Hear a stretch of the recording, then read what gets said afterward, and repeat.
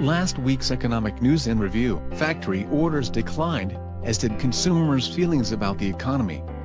Meanwhile, layoffs plummeted.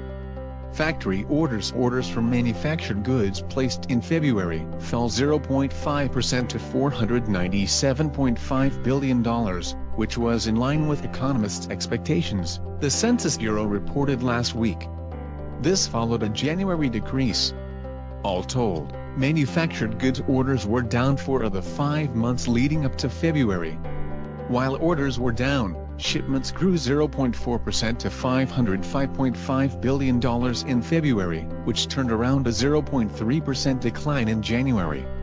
Unfilled orders, down for the 5 months leading up to February, declined 0.3% to $1.17 trillion. This put the unfilled orders to shipments ratio at 6.54, which was down from 6.57 in January. Inventories, up 27 of the last 28 months, grew 0.3% over January to $687.8 billion in February. This put the inventories to shipments ratio at 1.36, which was the same as in January. Factory orders are important to track as they are an indicator of overall consumer demand, and consumer spending represents 70% of economic activity. Consumer sentiment. Consumers' economic outlook ticked down as the index of consumer sentiment for April fell 1.5% from March to 96.9, the University of Michigan surveys of consumers reported last week.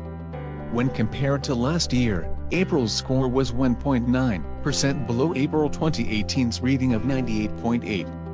The Current Economic Conditions Index, which describes how consumers feel the economy is currently faring, rose 0.8% from March, to hit 114.2 in April. The Index of Consumer Expectations, which describes how consumers feel the economy will perform in the near future, dropped 3.4% from March to 85.8 in April. Given that it is tax season, comments from the surveys of consumers chief economist Richard Curtin noted now that the nation is at the tail end of tax season, the shine might be off the diamond when it comes to recent tax reforms.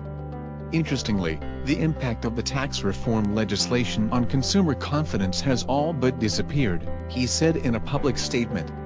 Spontaneous references to the tax reform program were on balance favorable in January 2018, 22% favorable -6% unfavorable. Since then, however, unaided references declined sharply so that by early April the net balance was 0.4% favorable -4% unfavorable.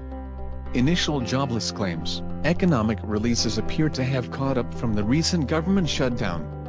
This week, we can expect, Monday, retail sales for February and business inventories for January, claims from the preceding week's total of 204,000, the Employment and Training Administration reported last week.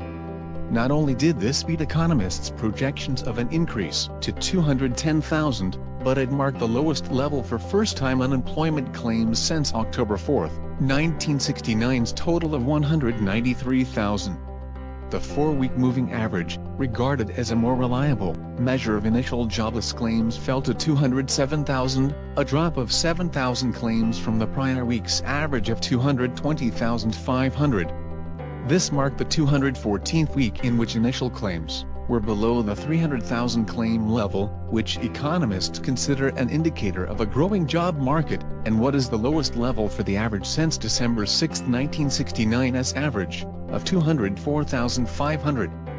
This week, we can expect, Tuesday, industrial production and capacity utilization for March from the Federal Reserve, Wednesday, wholesale inventories and trade deficit for February from the Census Bureau, Thursday, initial jobless claims for last week from the Employment and Training Administration, retail sales for March and business inventories for February from the Census Bureau, leading economic indicators for March from the Conference Board, Friday, housing starts and building permits for March from the Census Bureau and Department of Housing and Urban Development. More information, please call us today 209-651-2000.